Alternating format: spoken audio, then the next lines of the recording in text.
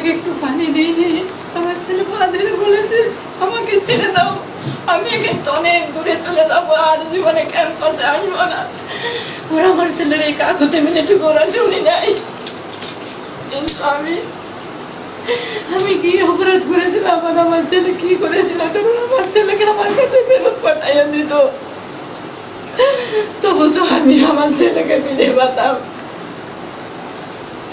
ওরা এত নির্মম ভাবে মানুষের পানি চাইছে, আমার ছেলেকে লাথি মেরে দিয়েছে। আমি এখন এই মা সারা জীবন পানি খেতে গেলে আমার মনে হয় আমার ছেলে একটু পানির জন্য চাঁদা পেটে গেছে, তখন ওরা পানি দিইনি। আমি খাই কিন্তু আমার তো কষ্ট হয়। ওরা কেন এত নিষ্ঠুর? ওদের কি মা বাবা নাই, ভাই বোন নাই? আমার ছেলের সাথে এতটা নিষ্ঠুর হতে পারে ওরা। আর এখন আমি চাই ওদের সর্বোচ্চ শাস্তি দিই, কারণ আমার ছেলে যত কষ্ট দিয়েছে, অত কষ্ট কারবালার ময়দানে ওই মা ভাষার আলোচনা করেছি, এত দেয়নি। ওরা যে কষ্ট দিয়েছে এই 10ই মহরম আসছে, শুধু বারবার মনে হয়েছে যে আমার বেটা একটু পানির জন্য বসে দিন নাই পানি, আর আমার বেটাকে একটু পানি ওরা দেয় নাই। আমার বেটা পানি চেয়েছে, আমাকে একটু পানি দেয় না, আর মুখের উপরে কাঁদতে পারে। আমি এইটা সারা জীবন ধরে আমি কত কাল বাঁচবার, কত কাল এই কষ্ট। আমি শুধু চাই ওদের সর্বোচ্চ শাস্তি হোক।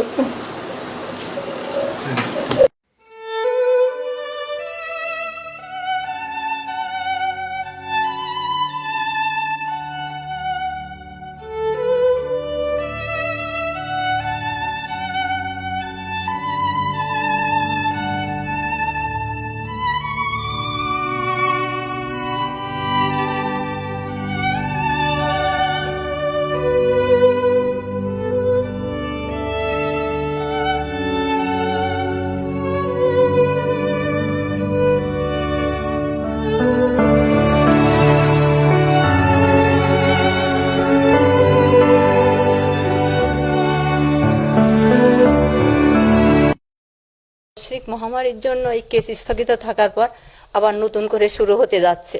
তো হয়তো দেশবাসী এর মধ্যে আমার ছেলের কথা ভুলে গেছে অনেকেই, আমি জানি না সবাই ভুলে গেছে কিনা। তবে আমি মা হিসাবে সবার কাছে বলবো যে যেহেতু নতুন করে কেস শুরু হচ্ছে, দ্রুততম সময়ের মধ্যে যেন এই কেসটা শেষ হয়, এবং যারা আমার ছেলেকে এত নির্মমভাবে নিষ্ঠুরভাবে হত্যা করেছে তাদের সর্বোচ্চ শাস্তি যেন হয়, এটাই আমি সবার কাছে চাই। যে দেশবাসী যেন আমার সঙ্গে তাদের সর্বোচ্চ শাস্তি চাই, এবং অতি অল্প সময়ের মধ্যে যেন এটা কার্যকরী হয়।